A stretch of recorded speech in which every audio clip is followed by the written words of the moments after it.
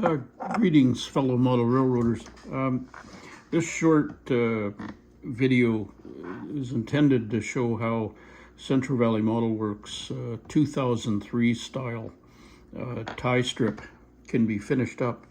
This is a really nice product. It represents 8'6" ties, and the edges are random and incredible spike detail molded into this, which I'll close up on here in a minute. I'm kind of learning or trying to learn how to do proper videos here. So the stars of our show tonight are the CVT tie strip, Micro Engineering Code 70 rail, some cork, and I can't remember the manufacturer, but the main one, and then the whole thing is sitting on a foam core box.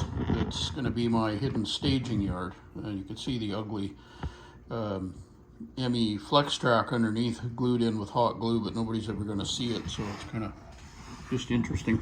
So I got a little camera stand here, and I'll have to reposition this a couple of times. So the other stars of our show are Micro Engineering track gauge, and I've also got an NMRA HO gauge here, and this little hammer that I got at a hobby shop. I just love this thing. It's got a nylon end on one end and brass on the other, and it's quite handy for what I'm about to do. And then I've got a selection of nail sets, but this particular one here is, and I'm having a hard time with this camera. Everything's in reverse and I'm not good at zoom, but this is a 2/32 nail set, Stanley, which is recommended by Central Valley Model Works for what we're doing here. Now just bear with me while I zoom in here. There's a yellow pin here I'm going to try to bring into focus. I picked that spot to put a pin because there's some nibs there that I haven't folded down, and if you look real close here, these I'll try to find some that are a little better camera angle.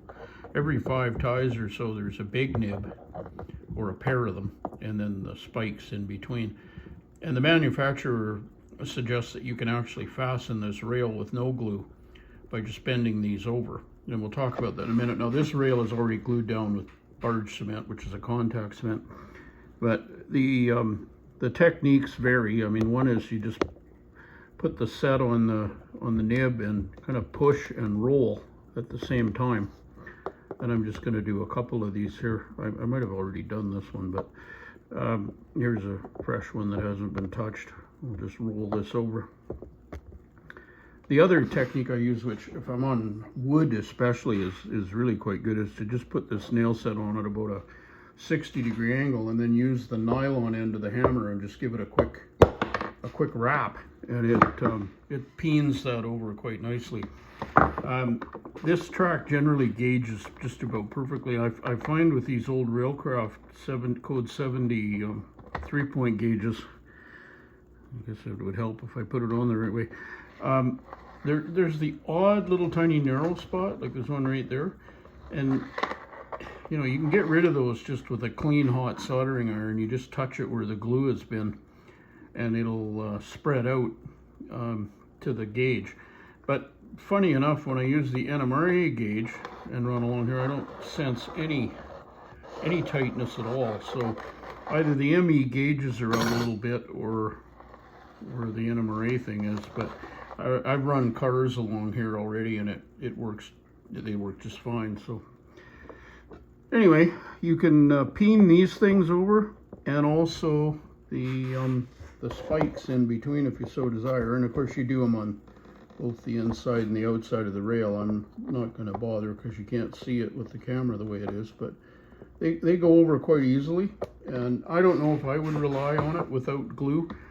The barge cement with a syringe works really, really well. I mean, you just paint a bead along the bottom of the rail and paint a little drop on every tie where the spike detail is.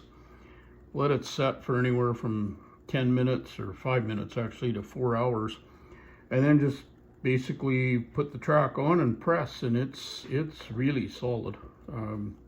So I think I mainly just bend them over because of the look of them. I don't like the way they stick up. They don't interfere with the wheels or anything, but they just look bizarre to me. They don't seem to approximate anything on the prototype, so I like to bend them over. Anyway, sorry to ramble, but this is an excellent product for people who want lots of tie and spike detail and hand laid rail without having to go to hand spiking. And I think it's probably far more accurate than just plain wooden ties and periodic wooden spikes or steel spikes. Thank you.